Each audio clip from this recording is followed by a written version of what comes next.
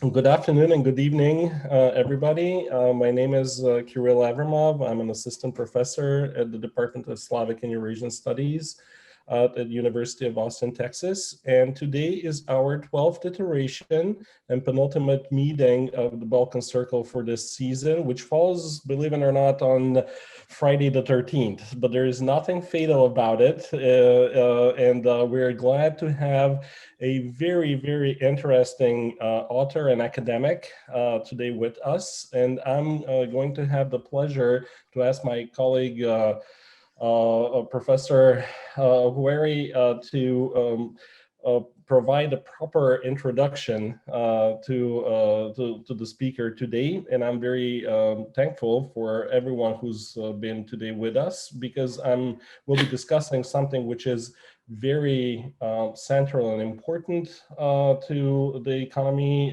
but also to the imaginary and representation of the role of this complex that you'll be talking about, and production of energy. Chelsea?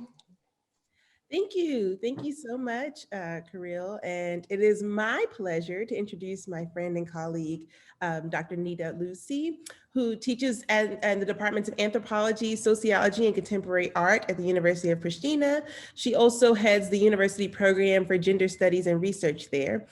Dr. Luci holds a PhD in anthropology from the University of Michigan, Ann Arbor, and she also teaches at RIT in Kosovo. Her research focuses on topics of gender and manhood, the state, post-socialism, nationalism, contemporary art, body, memory, and violence. She co-founded the independent feminist organization After Habitus, the Institute for Studies in Society and Culture, which is focused on gender perspectives to the post-war collective memory in Kosovo. Her publications include Masculine Habitus, and oh, I'm sorry, the subtitle there of that my bio here, cut that one off. So we'll get that title, the rest of that one after, for Masculine Habitus, as well as Our Men Will Not Have Amnesia, Civic Engagement, Emancipation, and Gendered Public in Kosovo, How to Think of Men in Kosovo, Unwelcome Guests, NATO Intervention in Kosovo, Events and Sites of Difference, Marking Self and Other in Kosovo, as well as Gender Equality and Women's Position in Society and Kosovo. Her talk today is entitled Kosovo's Promise of Coal and Future of Efficiency, Gendered Imaginaries of Energy. And with that, I will turn it over. Thank you so much for joining us today, Nita. Thank you, Chelsea. Thank you for that introduction, and for everyone for inviting me.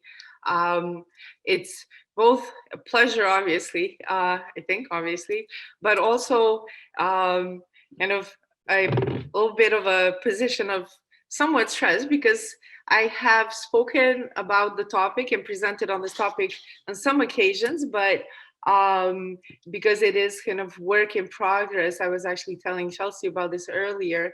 I feel somewhat unsure. As you saw, most of the work that I have done until now has been in what are usually thought of as kind of the common topics to look into, or they have become common in terms of focus on a nation and nationalism and so forth. And as you were reading that bio, I realized that there is always Kosovo in the title. And so this is, definitely a need to kind of rethink that.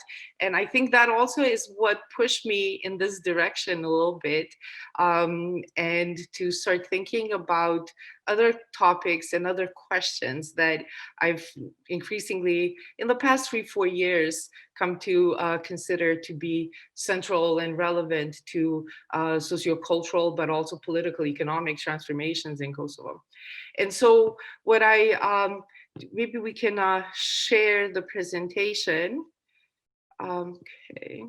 So what I thought is that I would just kind of start with just a little bit of telling you a little bit about how I came to this field and what put me in this position of actually asking questions about energy, which I never thought I would, although environmental issues had always interested me, and sort of cultural constructions of nature as well.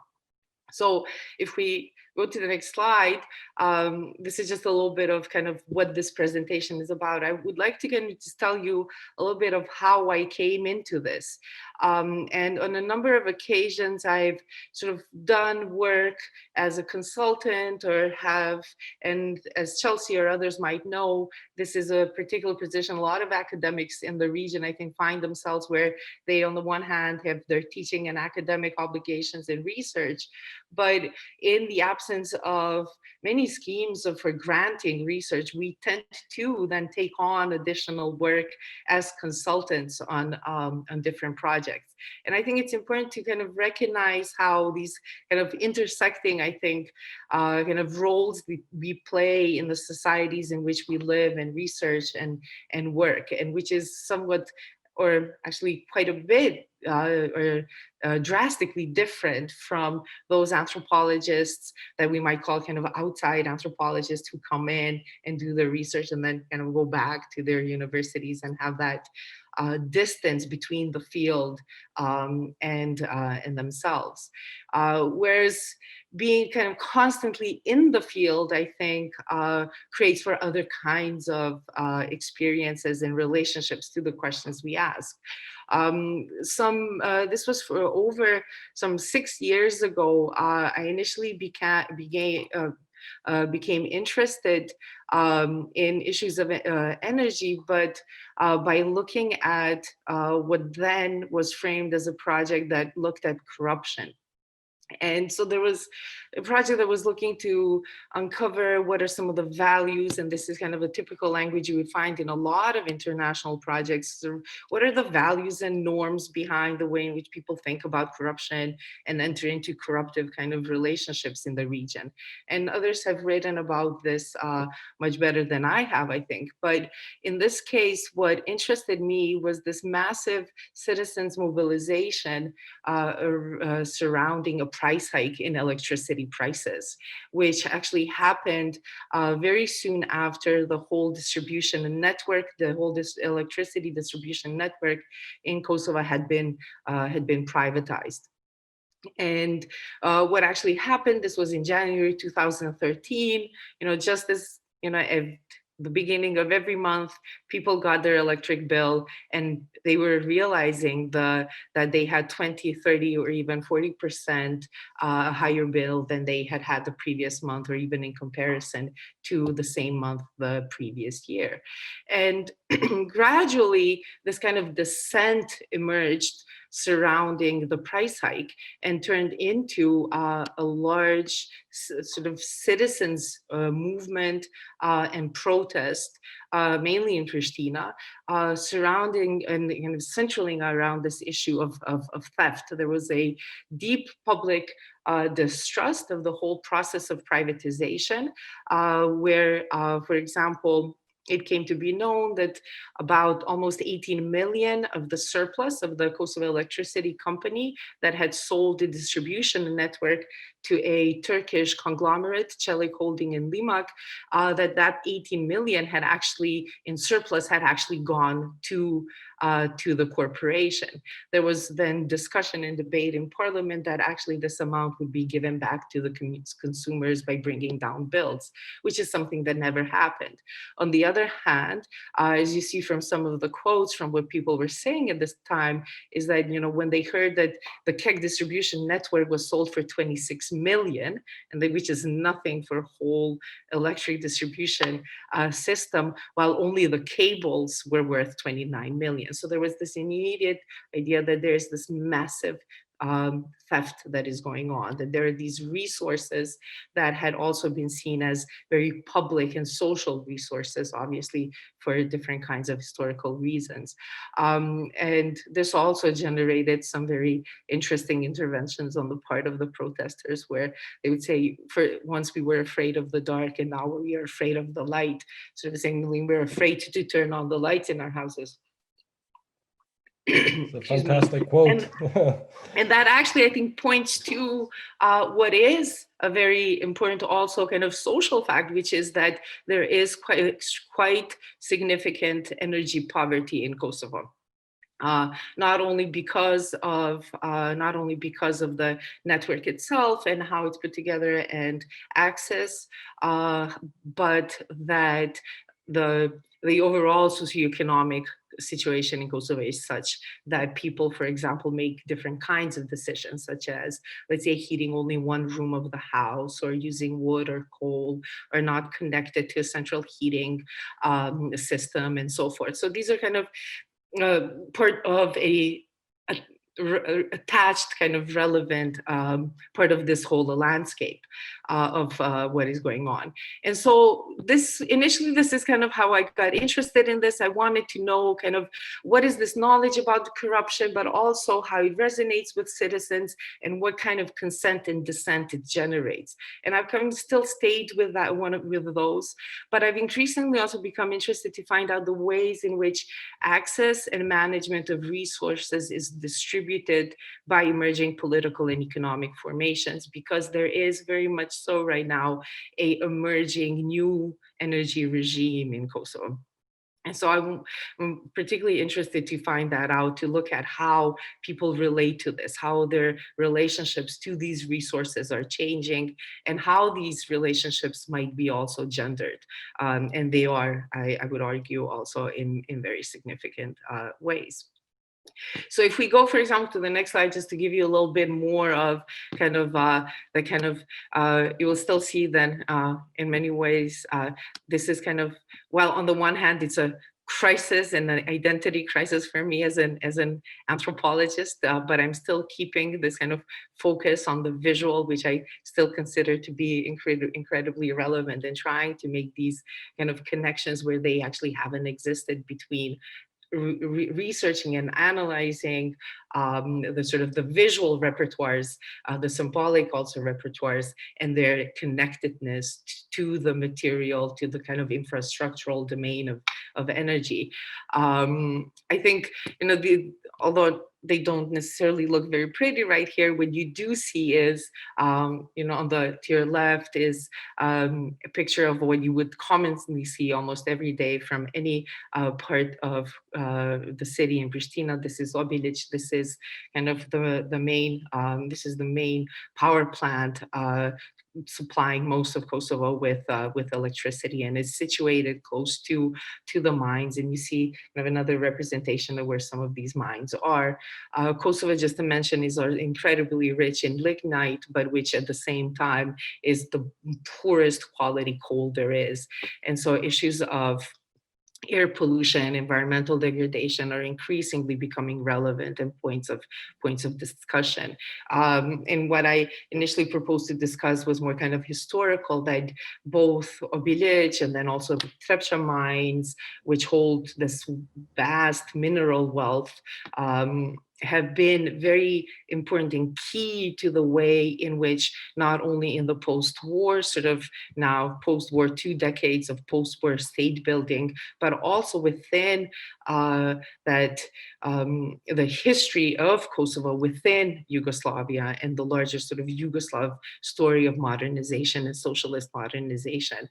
One of the most sort of famous sayings from the time, or, you know, if there's just one particular moment, was in regard to Trepça. Trepça was that Trepça works while Belgrade builds, right? Trepça punon Beograd indërton, meaning that there was always this perception very much built into the way, perception in the relationship towards these natural resources that Kosovo had, that there was this massive promise of a future through the use of these resources that would enable economic development, that would enable better quality of life and well-being and so forth. But at the same time, recognition that these are part of a larger then state network, and now international network, which becomes much more complicated in how these resources are connected as they're diversified, but also at the same time as there's this process of what is called unbundling of energy. And so this was kind of my second entry into this when I became engaged as a gender advisor for a USAID project in Kosovo and started to kind of learn about unbundling. And while at the same time, I was being told by a lot of these experts who came from the fields of engineering, for example, that there is nothing gendered about the process of unbundling. And I just really did not believe that that was true. And so this was the kind of idea that somehow it can be, that this is sort of a blind spot that got me thinking further into these issues.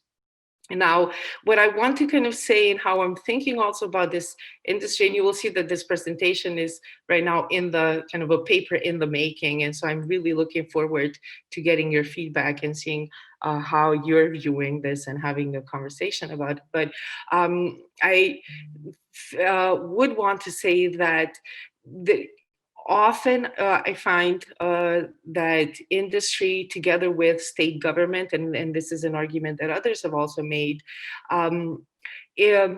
demands individuals who are impacted by these transformations to kind of reframe their needs and desires to parallel those of the industry or those of capital, I would say. And there are political processes, these political processes are also able to convert or manufactured consent into legislation. There's a discourse of patriotism or job creation. This was certainly the case when the promise to continue to use Kosovo's coal through a new power plant, which is now a deal that will not happen, was seen both sort of coal became connected to patriotism and to the love for Kosovo and the country, and the promise that this would generate jobs in the future. At the same time, there is also very different evaluation of what constitutes risk.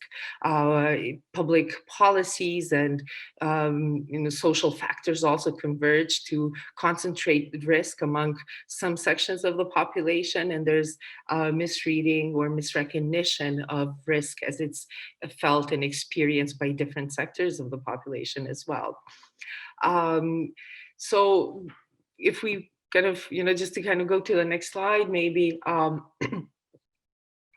and just to give you kind of a representation a little bit more of what some of this looks like in public space, what these infrastructures actually look like and how they're part of people's everyday experience. On the left, you will find this incredible wiring, which it's a common sight on a lot of cities and on the Balkans. I had such a flashback from Sofia, downtown, certain things, that you would not be able to see some of this, but very curious, Nita. I love the picture. That in itself presents a particular risk, which could be seen as a health risk, could be seen as, it's also an economic risk. One thing that has actually been noted is that, for example, energy or insecure supply of energy provides a binding constraint to economic development in Kosovo. And so there have been interesting conversations, and we'll look at one very soon right now as to how to actually address this. Whereas on the other hand, you have the main sort of street boulevard in the center of Pristina light up for the holidays, which on the other hand sort of is a site of abundance, right? And they are juxtaposed in very interesting ways from the back streets or most neighborhoods where this wiring is happening. And there's also people either connecting illegally, not being able to pay bills, whereas now the distribution and network itself will more easily cut off your supply, which was not necessarily the case. It is also important to note that in the north of Kosovo, which is where most Serbs in Kosovo live, although they live in sort of enclaves really now for the most part in Kosovo, and the north of Kosovo being one of those, North Mitrovica, the citizens there are not actually paying their electricity bills and have not paid electricity bills since the end of the war. So it is actually being put to the rest of the consumers that the price, and it increasingly becomes, at particular points, also becomes a point of political tension as to why, sort of the idea of, again, this patriotism, why should we pay for them when they're not paying and they are getting subsidies from Serbia. So, and if we go to the next slide, we can see, I think, kind of skip actually that one and go to the next pictures, kind of, and very often becomes kind of a point of, obviously, point of contention. On the one hand, we have, you see this big $20 million euro poster, which is produced by a group of civil society organizations and think tanks, which actually showed that about 20 million euros were actually paid only for consultancy services to look into, to conduct analysis as to the feasibility of a new power plant. And so you see the money kind of being burned, and these ideas of who gets to have the expertise in these new technological and knowledge regimes, and who get paid and who gets paid. I'm not sure if any of you have followed or have been privy to the discussions surrounding Lake Trump and what happened there. So you might have heard news that some weeks ago, or how long has it been now? Actually, it feels like ages ago now. That Kosovo and Serbian counterparts signed some kind of a agreement that was brokered by Richard Grenell and President Trump, soon to be ex-president. And as you see, the picture below shows you that this kind of big sign, Lake Trump, has already been torn down. So end of the presidency, and I think end of Lake Trump. But this agreement also included reference to the Uyman Lake, which is a resource that is shared on the border between Serbia and Kosovo. And for Kosovo, it also presents another relevant source, because you might have all this coal, but if you don't have water, the coal is actually going to be worthless. It already is worthless, somebody might say.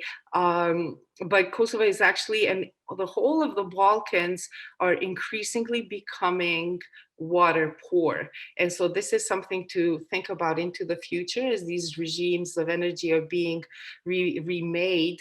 And we see small micro power hydro plants being springing up everywhere. They're destroying ecosystems everywhere, all around, and particularly those who are being hit very hard are those people who live either in mountainous areas or rely on agriculture or are doing herding and so forth, who actually need these water resources for their for their own economies, which are now being taken away at the same time. So the whole, I think, sort of energy landscape is, to me at least, it's just incredibly interesting and raises so many interesting questions. Now, in the bottom, and this is kind of how we go into talking about this imagery of gender and how gender is being, I think, put in as, I think, also a mechanism to generate consent surrounding this unbundling, and perhaps also taking away of these resources and access that people have. This is from the Millennium Foundation Kosovo website, which is based on the grant that MFK, the Kosovo, received from the MCC. I'm not sure if others sort of know what the MCC is. The MCC is a federal agency that was set up by President Bush Jr., which in some ways is akin to USAID, but in other ways it works quite differently, because it is not an agency that works in every country throughout the world, but with only select partners. And we're going to I want to show you a short clip from that, so that you can kind of understand what their perspective and discourse on this has been. Now, this is how then I got a little bit more deeper into this conversation when I was part of the gender and social inclusion team to conduct the assessment based on which then MFK designed terms of reference for a number of different projects that they've begun implementation. And gender has been, or I should actually say, women and women's participation in their programming for the energy landscape project has been key. So there have been a number of projects whereby young students have received scholarships to go to the US to study different more technical fields, because there's the idea, well, in Kosovo, so few women are actually engineers, actually quite close to what the global average is. But this idea that somehow women are lagging behind, which in many ways is true. But here is a picture from a factory in Kosovo, Yaha Solar, where they actually started production of solar panels, but until recently what they've been doing is actually just doing the montage, or is that, no, they're doing the, yeah, I think that's not the correct word, but I'm just, they buy parts mainly from China, and then they're assembled, and then they're assembled in Kosovo. And about 85% of their workforce actually are women, which is really interesting. And the argument there has been that women pay more attention to detail. They're very careful, they're focused, they double check their work. So it's interesting how this particular enterprise has decided to rely very much so on women to build this business. And this has actually got me into thinking about the relationship in these transformations between on how these energy regimes come to remake the relationship between productive and reproductive labor, as to what counts as productive and reproductive labor, and significantly also influenced both by others who have either been critical or rethinking the notion of the Anthropocene, or sort of feminist political ecology.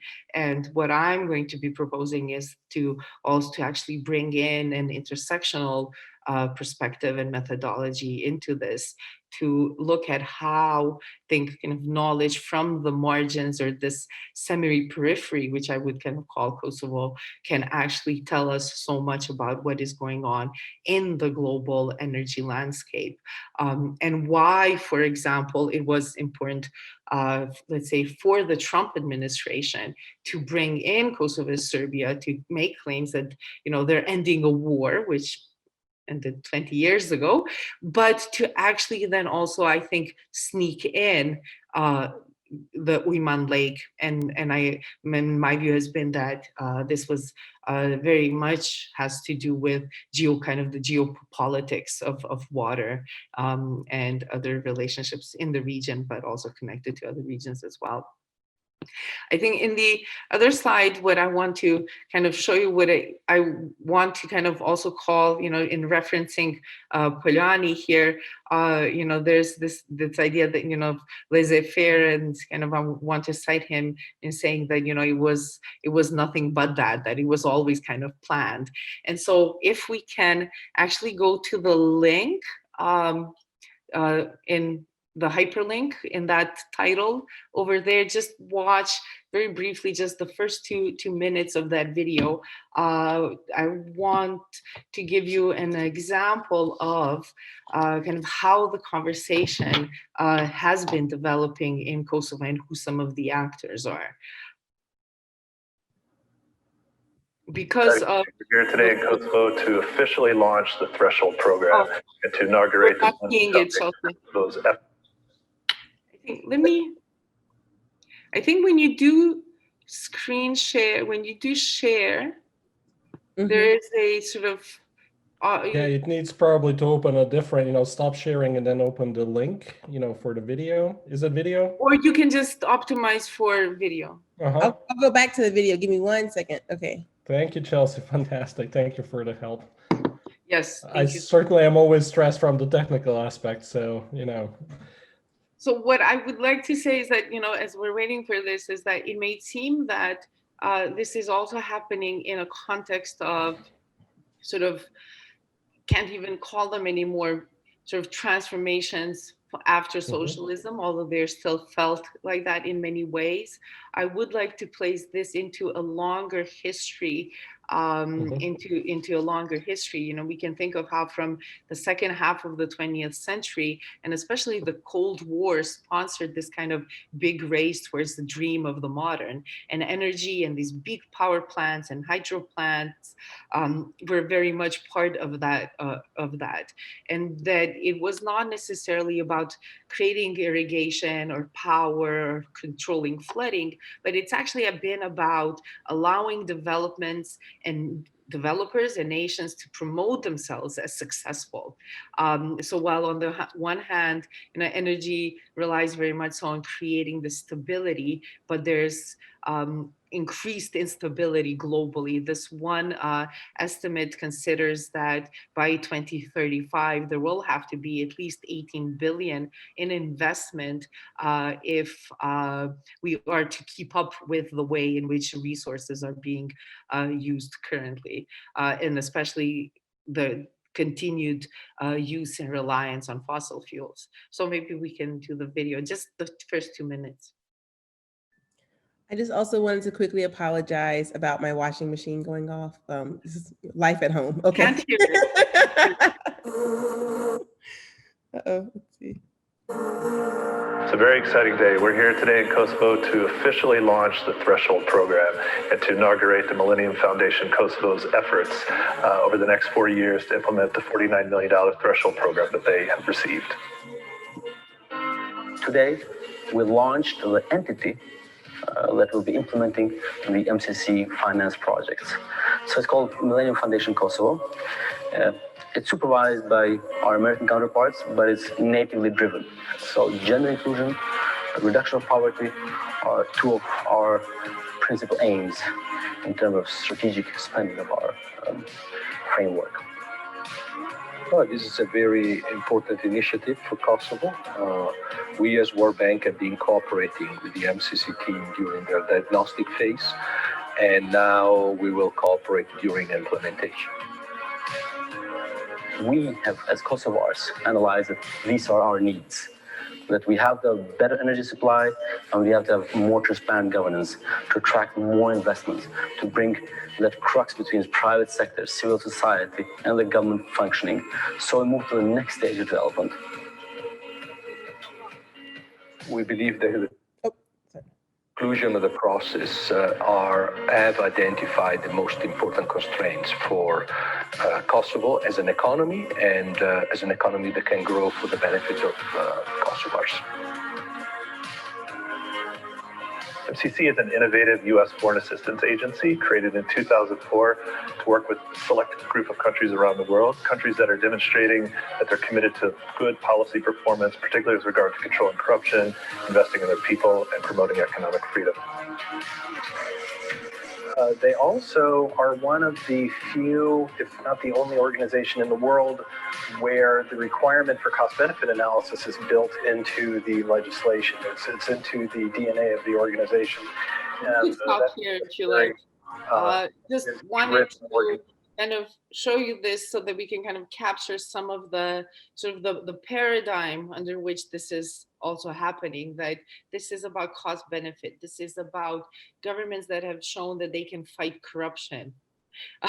Or, you know, so if you would know any of the players that are being shown in this video, which is this promotional kind of launching event, it makes you, you know, if nothing else, you know, a little skeptical of actually what's going on. But the idea that this is going to speak to, or as the representative of MFK said, based on a native needs, right? The language of nativity, I think, is relevant here, that this is about gender equality, that this is about fighting corruption and so on and so forth.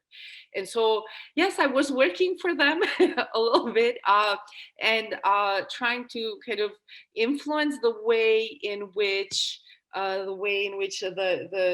the terms of reference would be written into that. But they at the same time, the paradigm is so stiff, it's so strict that it is quite impossible to be able to affect it. even from within. So I want to show you from sort of just some examples from the work in the field with some of the people that we met. If we go into the next slide. And what, and especially as we were talking to different women entrepreneurs and how they might be part of these grants and how they think about, the energy they use and the resources they have. And we have just a position of two very different businesses that are owned by women. On the one hand, we have a very successful entrepreneur who now has a factory. She employs women. She also exports. It's a factory where they make sweets. So for me to think of women as being part of these realignments wasn't necessarily only to think about women's participation as it is usually thought of. So we're going to include women. So women means we'll have more women on boards, or we'll have more women politicians, or women who lead businesses, or women engineers. Because for the most part, the way in which these interventions work is that they consider gender to be an add-on, whereby by including women, then you kind of tackled the issue of inequality. This one particular woman who has this, who runs this factory, is the owner of the factory, actually was able to utilize pre-existing networks, which is something that many other anthropologists and sociologists have shown throughout Eastern Europe, is those that had existing networks or connections within socially owned enterprises before were able to also use those in order to generate business. Right Yes, now, capitalize pre-existing infrastructure and convert absolutely capital. capitalizing that infrastructure. She and her husband had worked in a tile factory, so they're already now putting in a request to have a new power generator that the electric company could bring in closer to their factory, because they need better power supply. One thing that happens with a lot of these businesses is that there's a lot of loss because of disruptions in the supply. On the other hand, we have a woman who is part of a co-op, a women's co-op, where what they've done is bring in resources that some have land, others have had a kitchen, another one had applied for a grant and got some machines. So they kind of pooled in resources to now build this business that works with, these pickled processed foods, or they might also sell fresh produce, which they're growing themselves in a very different locality, in a very different situation, but relying on their sort of connection and their agricultural labor very much at the same time. And so the important thing that what I want to point to is that what a lot of these interventions also assume very often is that women, as they're put into these new, whether they're projects or policy proposals, are very often assumed to be a very homogeneous group, that women, for the most part, are seen as those who will make decisions in the household as to when you turn on a washing machine or when you turn on the dishwasher. And this is how a lot of these projects and a lot of the lawmakers and policymakers think of women, that women are the caretakers. They take care, they offer the care, they're part of the care economy, and that's how we should think of them. However, women's positions in these markets, if you will, are very different. They're very diverse, and their needs are very diverse. Socioeconomically, could be ethnically marked, and marked through other kinds of positions of disadvantage. And that's why what I'm proposing is that what we would kind of need to bring in an intersectional kind of approach to look at how the exploitation, I think, of natural resources transforms the meanings and values of both nature and development, but also of women's work of care and their participation in these regimes. Very often women's roles in social reproduction and production is transformed as their dependence on state institutionalized energy regimes is also transformed, as well as connections to women's economic productivity are maintained through international aid. So the Cielo et al. Have, for example, argued that development programs are aimed at pacifying conflict in strategic territories for continued exploitation. And I certainly consider that this is part of partly what has also been going on in Kosovo, and how women are then brought in to also do the work, especially the work of efficiency, because women are seen as somehow being more caring, and therefore they will care more about the environment. Whereas actually my work with the Women's Association in the energy sector tells me that women engineers who have been in the field for 4 decades or so are actually very connected to coal. And so to assume that somehow women will be much more connected, is very very flawed and inaccurate. But I think, I've kind of spoken too much, and maybe it would be good to kind of end it here, although I had some more things that planned to say, but just to allow for a conversation. Thank you very much, Nita. Actually, you're right on time, very disciplined as I'm looking at the clock. And no, you haven't, actually. You have told us quite a, certainly I found very interesting details of your presentation on a future paper. Actually, I'm looking forward this to be converted into a paper, which will contain some of the most probably interesting aspects of your field work. And I certainly can relate to what you have said about the need a lot of academics in the region to have their roles actually, or fulfilling multiple roles, and a lot of the time it's on the intersection of advising policy or being somehow connected to those major decisions that you were talking about. So in order for us to start our conversation, and I certainly invite our participants for questions, comments, and even sharing their impressions. But Nita, you have mentioned something very important, which definitely is a theme that we continue to see in Balkan Circle, and certainly Yasmin Mujanovic, our previous guest, was talking about was relaying similar idea about Bosnia, and you have mentioned it today about Kosovo, which I certainly can relate to. And the idea is that what you're seeing as developments at the micro level at Balkans could be drawn and understood as lessons for actually much larger dynamics. And I want to ask you, could you please summarize or just comment on what, from your perspective, is some of the major lessons that we can draw from those not very well understood and transparent, it's a complex process, such as energy unbundling, such as inclusion, such as reduction of energy poverty, and so on. So what are the lessons that we can draw from the Balkan experience, as much as a lot of people shy away from saying it, and we're attaching actually positive meaning to the Balkan experience, as to to be extrapolated to the larger scene? Thank you for that question. I'm going to try. I'm not sure, because I think that is certainly key, not necessarily that I've been able to really draw lessons, as you say.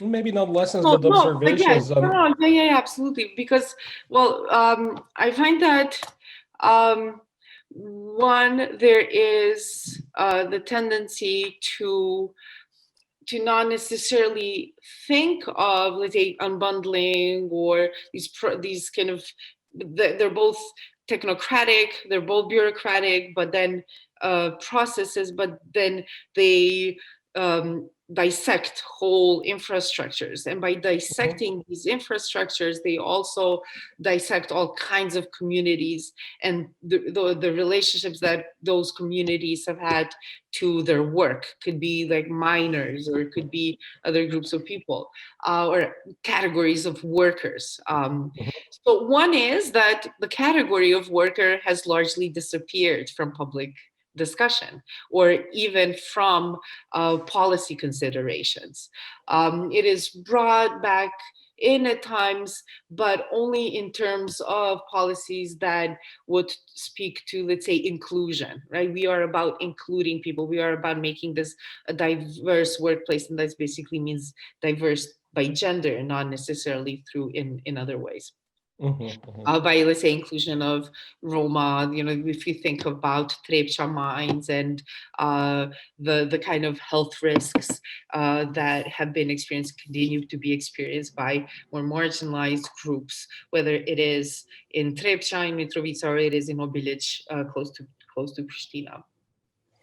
The other thing is, and then there's also a tendency, there's also erasure of history. There's also erasure of history, which is, I can think, key to legitimizing current interventions. So, like, for example, the selling of the distribution network was argued as a means to modernize, as a means pure necessity towards the future, right? And it erases the knowledge and understanding of how it has been part of a longer modernization, history of modernization. Where very often that is not seen to hold relevance for the policy considerations today. But it does have many, actually, I think. And this is, I think, a field to look into, actually, how these histories become relevant to the interventions. But I think largely they've been done by, I think, erasing workers, not only from discourse, but also by disappearing them in more material ways as well. They're either underground or perhaps in construction, they're falling down and dying, and there is no accountability to that, whether on the part of institutions or on the part of the companies who would have to be held liable. So there is, I think, a lot of work that could be done. If we look at, there's a lot of work to be done in this regard. And if we think of if we put it in the context of area studies, there's generally an absence of scholarships that looks at energy and historical socialist systems, whether in Eastern Europe or in Latin America, Africa, or in Asia. And I think this is why we might be thinking that there are many global connections, actually, because of past socialist states in all of these continents, and that would be interesting to look at what are the kind of commonalities now. There could be in regard to property, could be in regard to, let's say, how the unbundling really has to do with changing the property regime as well, right? Yeah, well, you're absolutely and privatization, yeah. There was an experience that's applicable actually to a much larger thing, and I didn't want to put you on the spot. This is one of the hardest things. No, and there are a number of people who have actually looked at this. There's some work in Bulgaria, for example, in regard to, I believe it is salt mines, and then in Romania. So there are a number of scholars, I think, in the region, whether historians, anthropologists, who are looking more at kind of the intersection of infrastructure, environment, and energy. And I think this is a very important trend for the field overall as well, because it kind of, I think it might help to, in some ways, deprovincialize the way in which, we were talking about deprovincializing, Europe, but maybe can deprovincialize anthropology, I don't know, of the region. Thank you. Thank you very much, Nita. Now I'm going to invite Chelsea. I see that possibly would comment and have questions. Chelsea? Yes. So thank you so much for this talk. I was thinking back to the last time I was in Pristina, which I think was 2014, and we were at dinner and you said you were thinking about doing an ethnography of corruption. And I remember talking about what would that look like. And so I'm so happy to see this, and kind of asking that question too, that Kirill, or kind of linking to that about connecting the Balkans to other regions. I was also, so right now I'm teaching a class on health inequality, and we've been looking a lot at Paul Farmer's framing of geographies of blame. It's much more related to things like diseases and illnesses, but I think there are some parallels with like a geography of corruption, if you will, and this idea of like where corruption is thought to be located geographically and where it isn't. And so we know the Balkans often gets framed in such a way where corruption seems to be innate, right? Or and also unchangeable at times, right? Or all consuming.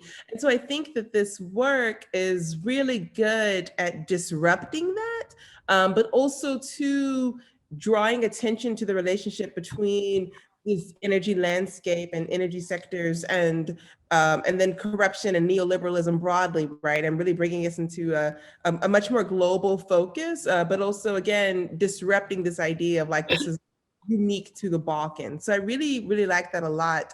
And I guess my question too, if you know, academics are famous for questions and comments, you know, but maybe a question or a comment. But I guess too, one thing that I was taking a lot of notes here on the side, but I think and one other point I wanted to make in terms of feedback, the power of the visual, right? So many of your images, I thought I immediately was thinking about too this work in terms of visual anthropology and what could be produced in terms of the written paper, but also just the visual work itself. And so I guess I wanted to hear you speak more about, and I'm not gonna, because I know I missed the quote exactly, but you talked about insufficient energy or supply creating a binding relationship to development or something along those lines. And I really, really like that. And I wanted to hear more about that in relationship to the Kosovo Array program, because I saw that written in like, was it 2006 to 2025, like a program, the new Kosovo, right? And so I was very curious about this relationship that feels very permanent to development and the always ongoing development, but also these programs that we see very often in the Balkans, like the new Kosovo, the decade of Roma inclusion, the new Tirana, right? We see these all the time. And so I wanted to hear more about that, and I'll stop there. Okay.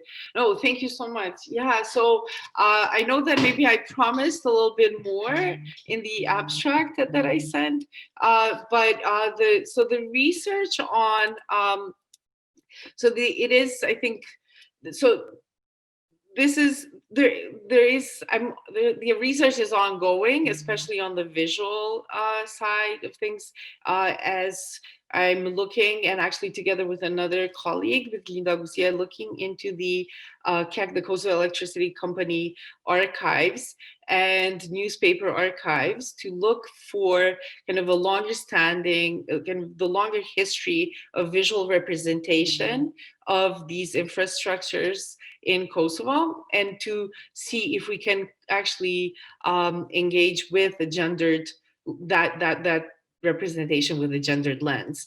I think we will be able to. We're only just starting to look into that.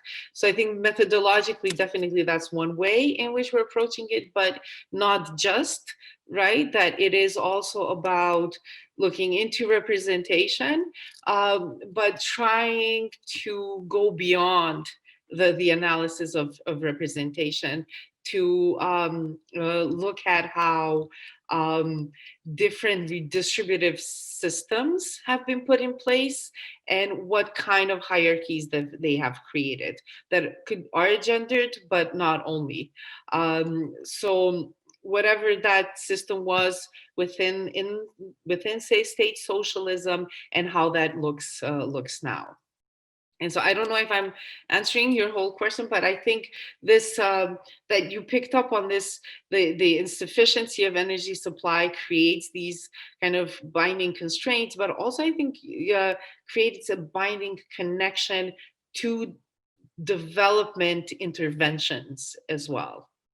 And it becomes part of the way in which that position of I don't want to say marginality or exclusion, but really of poverty becomes so solidified, even more so, right? Was it Baldwin who said, it is very expensive to be poor, right? Yes. Yeah.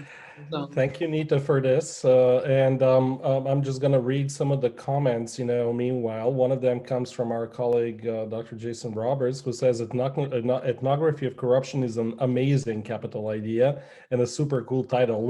I agree wholeheartedly, actually, with this. When I heard it, I actually took a note. Dr. Roberts, would you like to comment more on this? It was a visceral response. I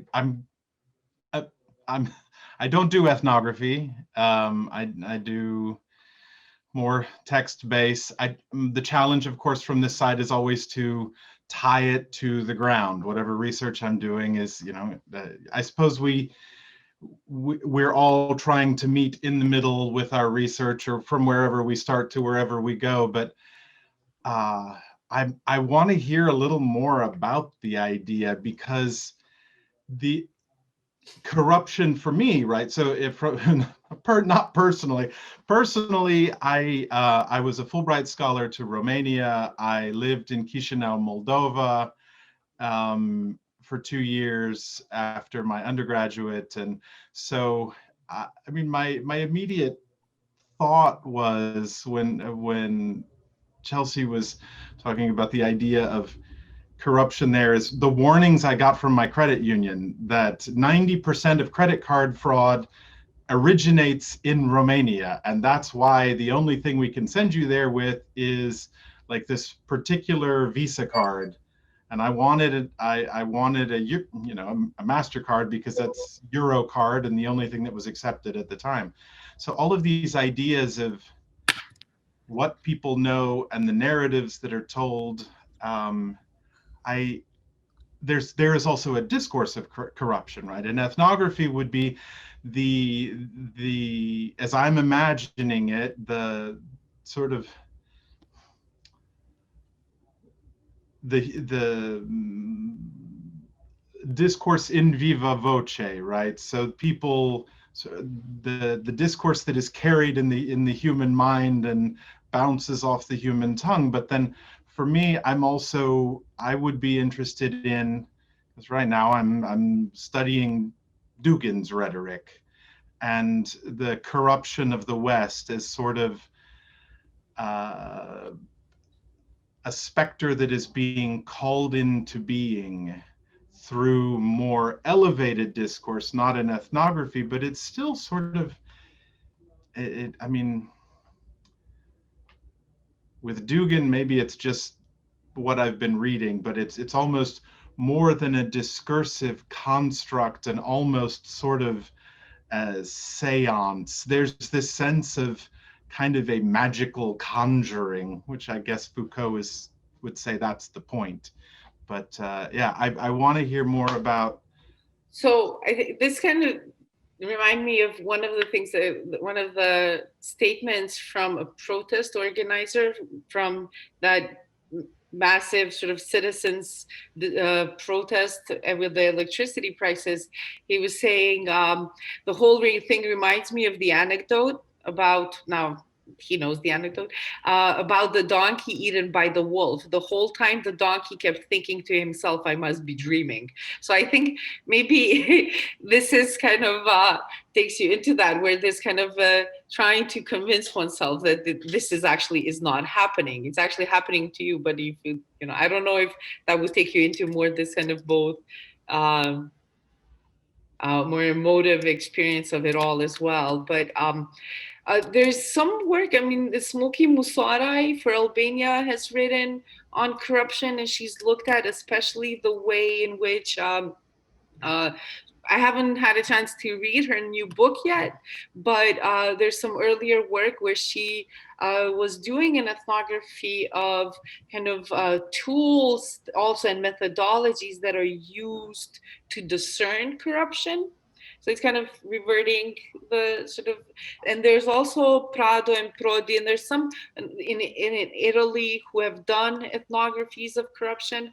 I think the difficulty there has always been kind of to actually evidence it, right? And so the issue is also, how do you evidence that something is happening, that you would have to be partake.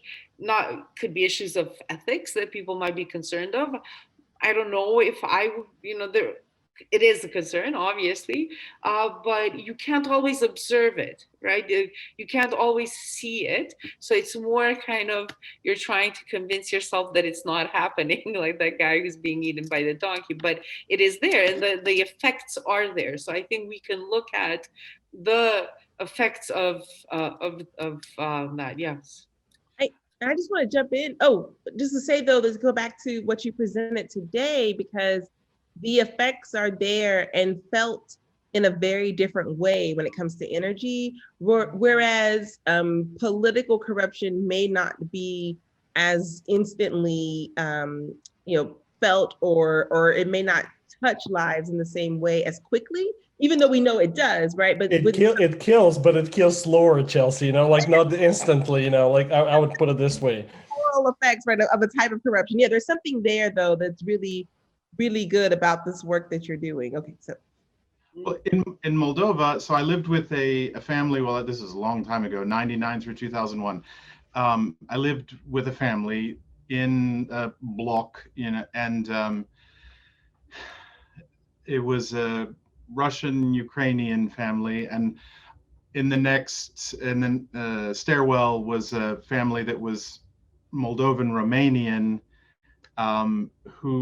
whose kids were my students. I was teaching English. And complicated story that's not necessary. The Russian-Ukrainian host family had I'm not even sure I know what it's called, but they referred to it as a fignushka, which is, but into the meter for the electricity, right? So into the счетчик, they had this little thing installed that slowed down the meter, and there was this response from the Moldovan neighbors who found out about it from me, that, well, of course they would, they're Russian, right? So there was even this sort of racializing of the consumer level corruption. Then I remember a friend talking about, it's like a folklore of corruption, sort of bragging about how he talked the policeman out of extorting his first bribe of the day, because my friend, he says he wasn't speeding, probably wasn't speeding, and he had this story about how well, my znakomy, right, this person I know works in, it wouldn't be good for you. And so there's almost this kind of banter between the cop and the driver, and what they land on in the end is a symbolic bribe that my friend pays to the cop, not what he's asking for, but almost like superstition in the end. So here's 5 lei, чтоб не сглазить, so that I don't jinx your day of extortion by starting you off with a failure. So all of these things are snapping together in my mind about a folklore of corruption. Anyway,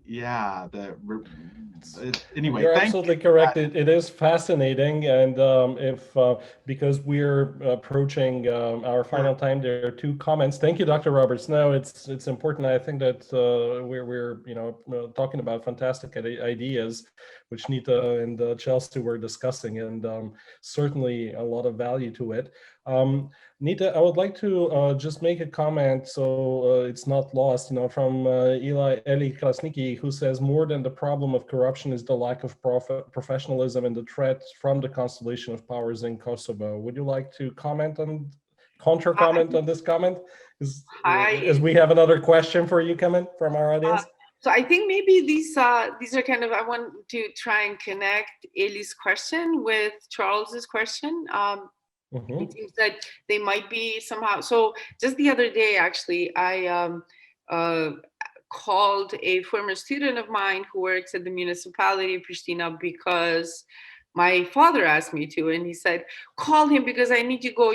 They're not, because of COVID measures, the municipality issues only 150 tickets for, for services, and call him so that he knows that I'm going there. And obviously he belongs to an earlier generation, and it was always good to have somebody that who would help you out with those things.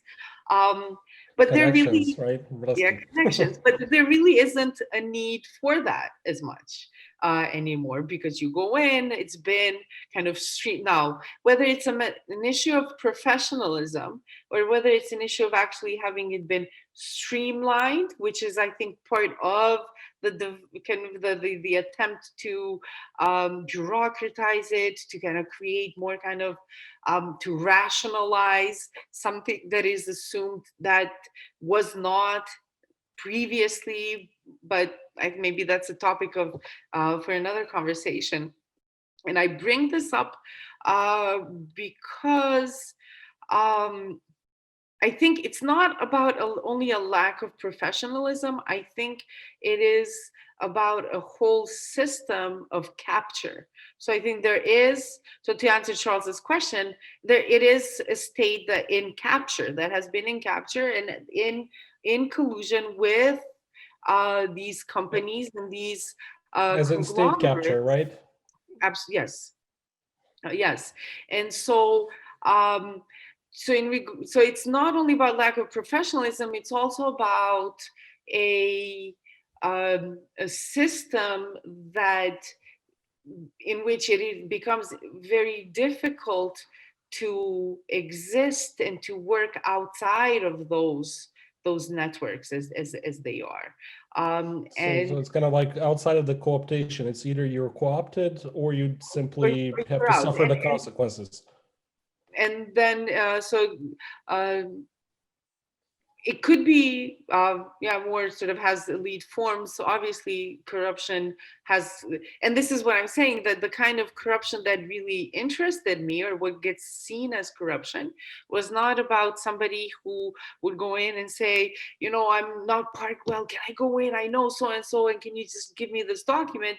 As opposed to having actually $20 million be paid out for consultancy fees, and to have all these and I myself, I think this is something that I want to reflect from an ethical perspective as well. As an anthropologist, there's been discussion about anthropologists being embedded with armies and so forth, but I think we need to think a little bit about us being embedded in these consultancy firms and then trying to do the ethnographic work and getting paid. But so I think there are all kinds of other issues at play here, and how we make our goals visible or known to the people that we're working for, but then might actually end up obviously very often end up kind of critiquing that kind of work, where you're not there only as an academic, but you are their employee.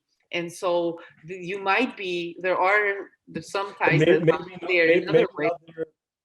Favorite employee, judging by so one example would be of this debate that a discussion we were having, and this it included a local as the consultant. So in terms of the hierarchy of positions and roles to play, where you're not necessarily brought in as, let's say, a gender expert, or brought in as a energy efficiency or auditor expert, which was the case with a colleague of mine who's an engineer, but as a local consultant. And so that, I think, tells you a lot about how the hierarchies at play in terms of who is seen as having the knowledge, or being able to objectively as well look at these contexts and be able to produce solutions, because that's what they're also after. Now, in regard to the political party maybe, I don't know, Charles, can you explain this? I'm not sure. Yes, can you hear me okay? Yeah. Yes. Okay, thank you. Thank you so much for your talk and your time. Yeah, so in this regard, I was kind of remembering back to my time living in Jakoba, and there was a kind of a grassroots co-op that was women-oriented, developed, networked and everything from Jakova and some of the surrounding areas. But I don't remember not necessarily privy to all the details either, but the mayor who was in power in Jakova at the time and some of the people that were involved in the project weren't in the same political party. Now, both groups had very public interests in gender equality agendas and development, regional, national, and everything. But what seemed to kind of happen was that the political party affiliation kind of interfered with or kind of took precedence over the actual functioning of the project. So signatures all of a sudden weren't available. Funding was, okay, well, instead of going there, it's going to go here. So that's kind of why I was kind of curious to hear about in regard to kind of like the larger national issues of energy and like what happens with the Trepça mine, for example. Thank you. Yeah. Oh, yeah. Thank you for that. I think maybe you were talking about Medica Jakova. I'm not sure. So the way it's part of the part of this project, I do actually want to look at how these co-ops are working and what they're doing, and to do a comparison between a co-op like Medica, which has relied on bringing women into projects of entrepreneurship or doing agricultural work or doing other kinds of work through their roles as survivors of the war in different ways. It could be survivors of sexual violence or other kinds of torture and violence that they experienced, as opposed to, let's say, other co-ops, because we hear the story of Medica or Krusha. Krusha, for example, has built a whole co-op. Oh my God, where am I forgetting the name right now? There's an excellent, actually, dissertation by Chelsea, you know this, on Krusha and from a psychosocial also perspective, but looking at the co-op, and I'll remember. And then to look at the other co-ops that are not necessarily benefiting from that status. And I think then there's these different kind of social statuses of either being a victim or being a survivor that have also been very important to how some of these co-ops have worked. We had a student who actually did some really interesting ethnographic work at the kind of conflict between the different women's co-ops. And so the conflicts are not always between the political parties, but it's also a fight for resources, and where the piece of the pie is very small, and then these different women's businesses, organizations have to fight for that very small piece. And I think that is very important in terms of my argument about kind of redistribution and the system of distribution and access to resources, where we don't think of it as creating opportunity, which is the kind of the mantra right now, is we're going to create opportunity. It is within the frame of liberal feminism and within the frame of the neoliberal market economy, but to think about more important redistribution that would need to happen. So yeah, maybe leave it and so you can see my political party affiliation, maybe. And I feel, oh yes, yeah. Thank you for that. I feel like we have so many. Although I want to just add, just for the end, to Charles, that just recently learned that there is a new committee working group in the assembly, the sort of the Greens. Although there is no real, kind of Green party, the significant Green party in Kosovo, and they seem to be working across sort of party lines because of their commitment to Green policies. So I think there are new things in the horizon for both, let's say, for political scientists, but also for anthropologists and historians and others to kind of look into these issues. Yeah. That's really great to hear, and I wish them a lot of luck, because I think that's going to be a long, very uphill battle that they have had. It is. In some areas. It is definitely, yes. Thank you. Nita, thank you so much. I know a lot of us have other questions. I guess a clap for that wonderful Round presentation. of applause, Nita. Thank you.